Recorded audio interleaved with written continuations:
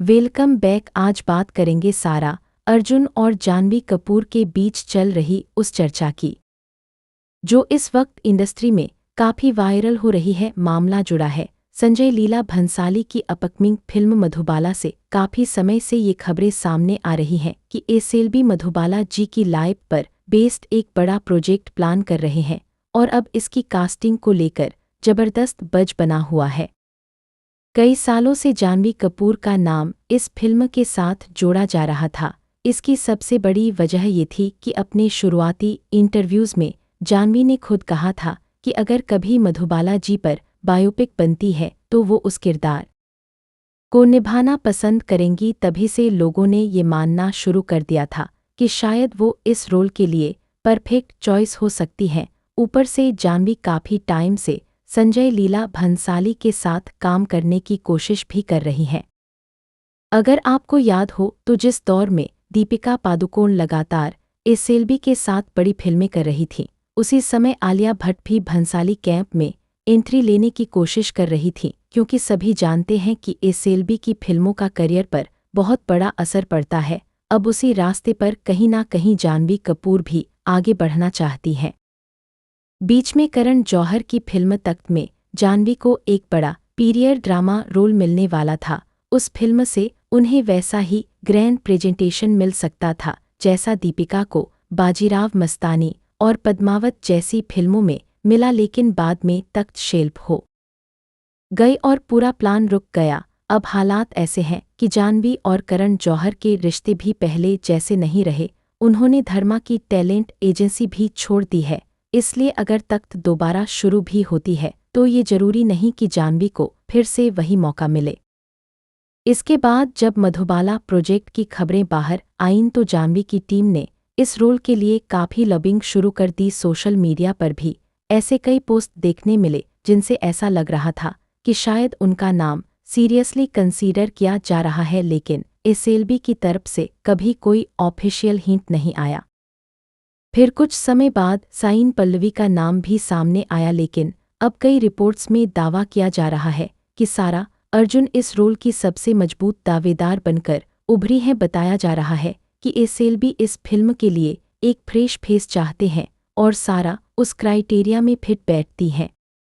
सारा अर्जुन बचपन से इंडस्ट्री में एक्टिव हैं। उन्होंने कई फिल्मों और एड्स में काम किया है, लेकिन लीड एक्ट्रेस के तौर पर अभी भी उन्हें एक नया चेहरा माना जाता है। और अगर आप मधुबाला जी की जिंदगी को देखो तो उन्होंने भी बहुत कम उम्र में काम शुरू कर दिया था। टीनेज में ही वो बड़ी फिल्मों का हिस्सा बन चुकी थीं और बहुत छोटी उम्र में दुनिया छोड़ गई थीं। इसलिए फिल्म के लिए ऐसी एक्ट्रेस चाहिए जो स्क्रीन पर बहुत मैच्योर भी ना लगे और बहुत छोटी भी ना दिखे। सारा अर्जुन जब तक फिल्म फ्लोर पर जाएगी तब तक लगभग 20 साल की हो चुकी होंगी, इसलिए एज फैक्टर भी उनके पक्ष में जा रहा है। हालांकि अभी तक कुछ भी ऑफिशियल नहीं है, लेकिन इतना जरूर साफ नजर आ रहा है कि इस वक्त जाह्नवी कपूर को इस रोल के लिए प्राथमिकता नहीं दी जा रही। इसके पीछे सबसे बड़ा कारण उनकी एक्टिंग को लेकर लोगों का भरोसा माना जा रहा है।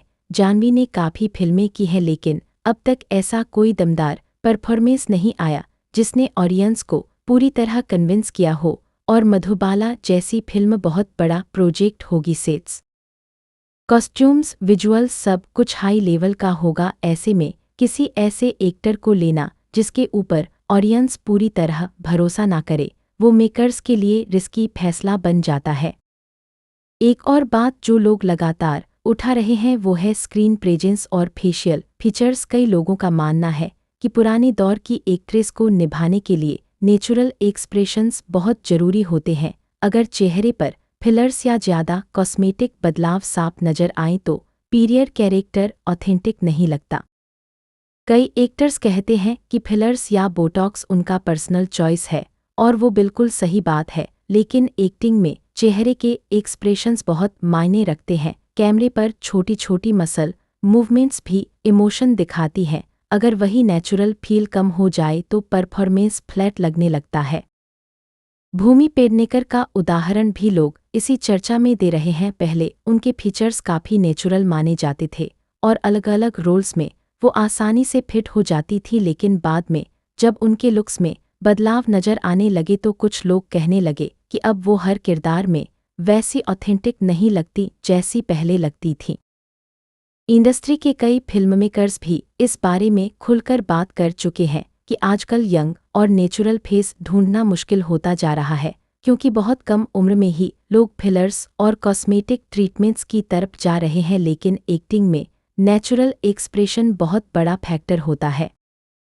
अब इसी वजह से कई लोगों को लग रहा है कि सारा अर्जुन इस रोल के लिए ज़्यादा सूटेबल ऑप्शन हो सकती है। कुछ लोग उन्हें भी नेपोटिज्म कैटेगरी में रखते हैं क्योंकि उनके पिता भी इंडस्ट्री से जुड़े हैं, लेकिन फ़र्क ये है कि उनका परिवार बॉलीवुड की सबसे पावरफुल फैमिलीज में नहीं आता। सारा ने बचपन से लगातार काम करके अपनी जगह बनाई है। आजकल मेकर्स भी ऑडियंस का रिएक्शन देखकर ही कास्टिंग डिसीजन लेते हैं, क्योंकि अब सिर्फ स्टार किड होना काफ़ी नहीं है, लोगों को स्क्रीन पर टैलेंट भी चाहिए। आलिया भट्ट ने अपने शुरुआती करियर में ही लोगों को यकीन दिला दिया था कि वो एक्टिंग कर सकती हैं। वहीं अब अनन्या पांडे को लेकर भी धीरे धीरे लोगों की राय बदल रही है, क्योंकि उनके काम में इम्प्रूवमेंट दिख रहा है। लेकिन बाकी कई स्टार किड्स अभी भी ऑडियंस को कन्विंस नहीं कर पाए हैं, इसलिए अब फिल्ममेकर्स भी सिर्फ कनेक्शंस के भरोसे बड़े प्रोजेक्ट्स में रिस्क लेने से बच रहे हैं।